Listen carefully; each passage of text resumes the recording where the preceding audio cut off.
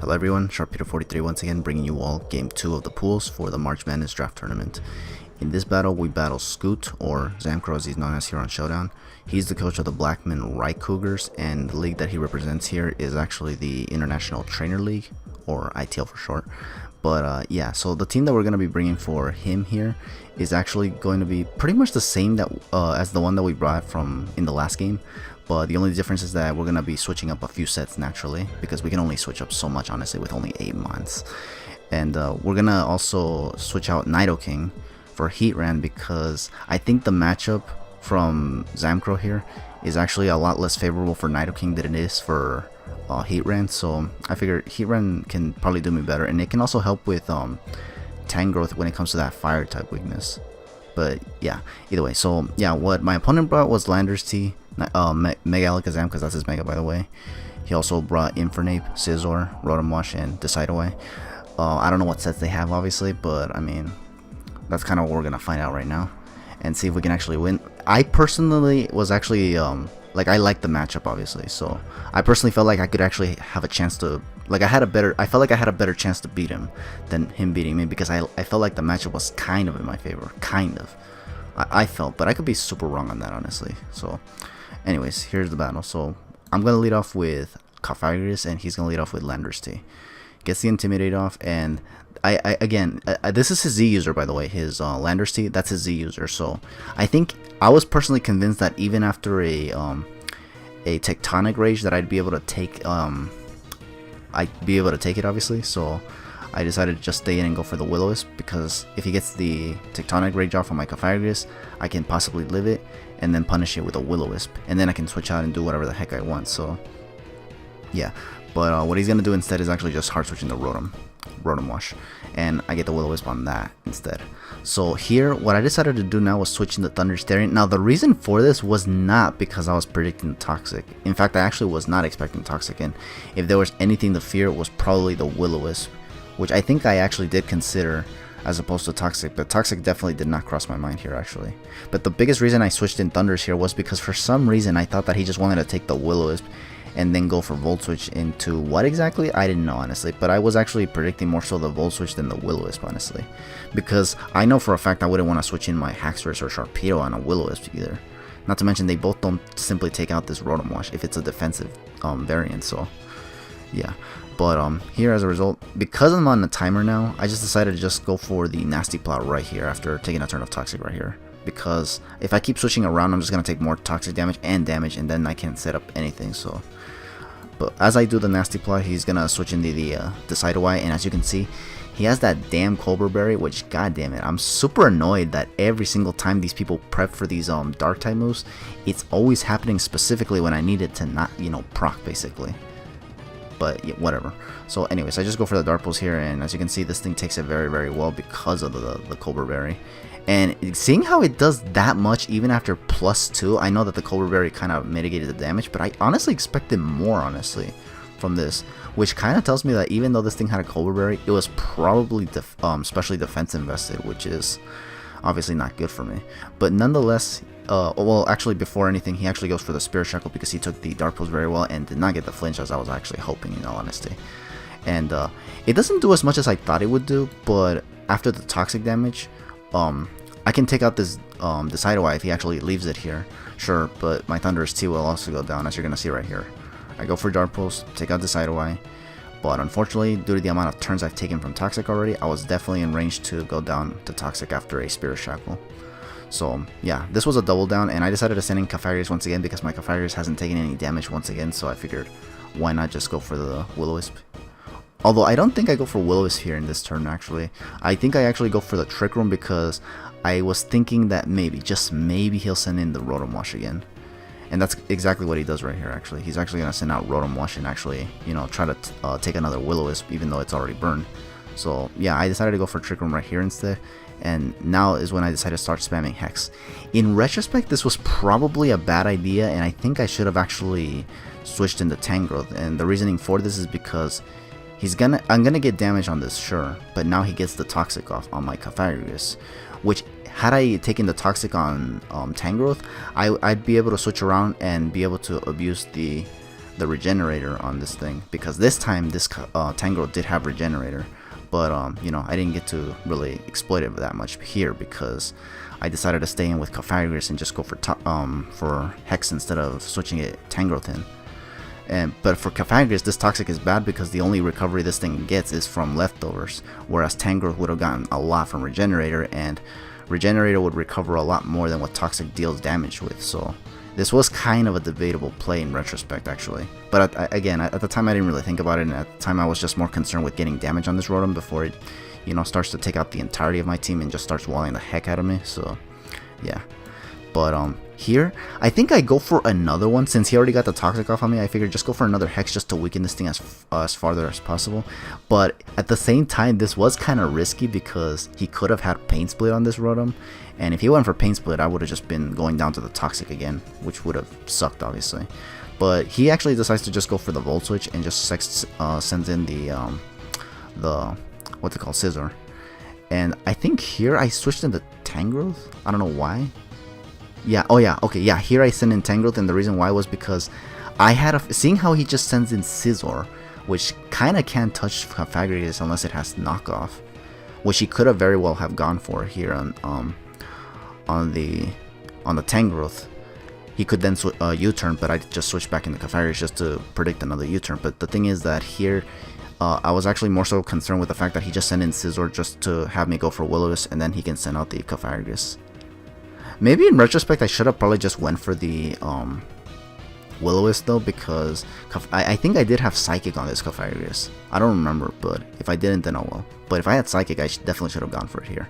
Nonetheless, I decided to just go for the Tangrowth, and I was still under Trick Room for one more turn, so I just figured go for the Earthquake just to get as much damage on this thing as possible. And if he has Flare Blitz, he might wither himself down to the point where literally anything on my team can just come in and take it out, honestly.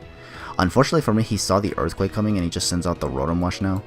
And this thing is gonna get some HP back and also take away my Trick Room turn. And because he now outspeeds me again, now I can't just take out the Rotom, which really sucks actually.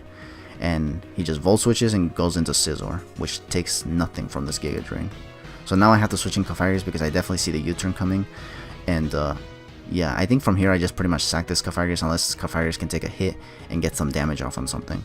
He ends up sending out the Mega Alakazam, which was probably the best case scenario just because if he doesn't take me out with whatever move he tries to go for here, I honestly thought he'd go for Shadow Ball, but he goes for Psychic. I take it very well.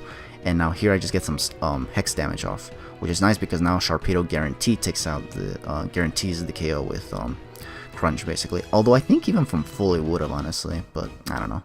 Better to be safe than sorry, honestly. But yeah, so here Cofagrigus goes down to the Toxic, unfortunately, which was pretty much what I was kind of foreshadowing a little bit earlier. But yeah, it didn't happen there, but here. So yeah, now I have to send out Sharpedo, and I decided not to Crunch just because I was already kind of in a bad position, and if I Protect, he could just send in this Rotom and just, you know, sack it. Or he could just send in Scizor if he's a bulky variant and just take a Crunch, and then, or just, you know, I don't get any damage off because I'd go for Protect. But so I just figured just go for the Crunch straight on, basically. This was risky, obviously, but that's kind of to be expected with playing when using Sharpedo in a battle. You are put in these 50-50 scenarios where you have to either Protect to get Speed Boost, expecting them to want to either attack you or just switch out, or you just straight up attack them. Again, it's just 50-50. Oh, and by the way, for those who don't know, I can in fact use regular Sharpedo and Mega Sharpedo here in this draft tournament because, I don't know, the rules just allowed it. So that's kind of why I'm not Mega Evolving turn 1, is because I can actually abuse the Speed Boost here with Mega Sharpedo, which is one of the biggest reasons I even drafted Mega Sharpedo. You know that when Sharpedo can use Speed Boost, I most of the time draft Sharpedo. But yeah, so anyways, he brought back the Scizor, I think he was. Yeah, I think he brought, oh no, I took out his Rotom Wash, and then he brought in Scizor for free. And obviously I can't stay in because I know for a fact that Sharpedo can never take out a Scizor from where it's at right there, honestly. I know from personal experience. So what I'm going to do here, obviously, is just switch in the Haxorus just to see if he goes for the U-turn. I probably should have gone into Heatran, but the problem was that I didn't want Heatran to lose its Air Balloon because my Heatran did have Air Balloon, because if I send out Heatran right here, he just brings in the Landorus T, and without the Air Balloon, I'd just be screwed. Tangrowth doesn't take it very well either, honestly, and I kind of wanted that to wall the Landorus T if his Landorus T didn't have Z Fly or something, but yeah. So the only other mon I could have thought of honestly was Haxorus here. But at the same time, I think maybe, just maybe, the Tangrowth should have taken the damage, because if I switched around again, I could have probably gotten some regenerator damage. But I don't know. I probably wasn't confident that I could even take a U-turn from this Scizor, honestly, because I don't even know what set it was. It might have been Bandit, although looking at this damage, it probably wasn't. I don't know. Maybe it was. I don't know.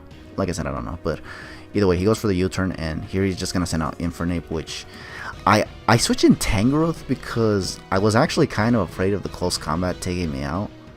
And I wanted to find out if this thing was choiced or not. Like, this Haxorus that I have was not Choice Scarf, so, but even if it was, I wanted to know how much close combat did. Because, I don't know, I wasn't sure if it would KO or not. So I just send it Tangrowth right here just to see what he goes for. He goes for close combat, and then here I go for the Earthquake just because I wanted to see if he'd be choice locked. Although I wasn't sure I'd even be able to take another close combat from there, honestly. But either way, he reveals that he's not Choice Scarf, but unfortunately, this is actually kind of bad for me because I honestly think I lose here, honestly. And you're going to find out why. Because, look, before anything, I actually do make a bad play here by sending out Heatran before Sharpedo. I think the play here should have just been going into Sharpedo here. Get speed boost off if this thing doesn't have substitute, and then just take it out with a liquidation. But I ended up sending out Heatran for some reason. I don't know. That was kind of a debatable play in all honesty. But you're going to see here that it actually doesn't really matter what play I made, honestly, because in the end, this guy is in fact going to win this battle 4-0. Here's why. So obviously I can't take a single hit from this Infernape. Heatran does not take a close combat. You know how powerful close combat is on Infernape. So obviously I'm not going to live that. This thing wasn't choice, so I couldn't, like, you know, mess around or anything like that. And even then, like I said, I don't know if close combat would have been still able to take out Tangrowth anyway. So I think just as soon as I switched out was when I pretty much lost, honestly.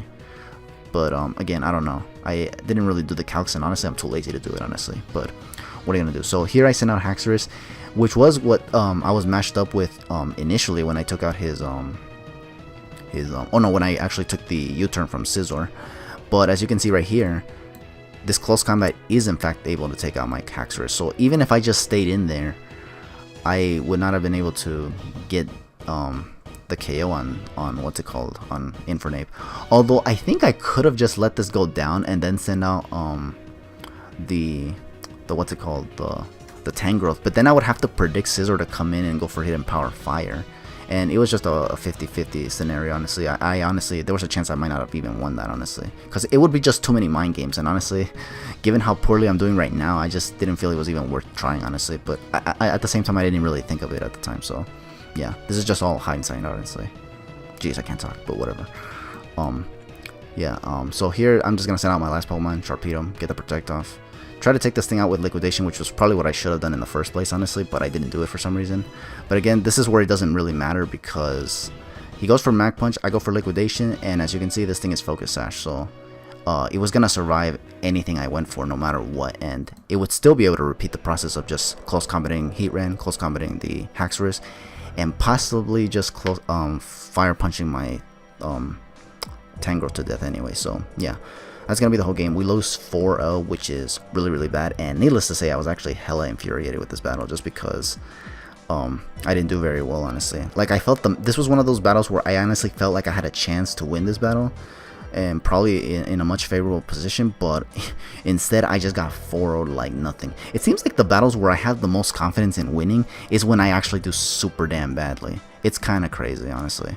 I don't get it, honestly. Like, why does that happen to me specifically? Oh well, I don't know. But either way, that's going to be game 2 for the pools of the March Madness tournament. GG to Zamcro, and thank you for the battle as always. I apologize if I came off a bit salty, but you know, that's just pretty much how everybody is when they play to win, basically. They lose, they get infuriated, but in the end, it was a well-played game on Zamcro's part. Not on mine's, definitely, though. But yeah, with all that said, thank you all for watching this battle, and I hope to catch you guys for the last 2 battles, and with all that said, yeah, just take it easy and have a good one.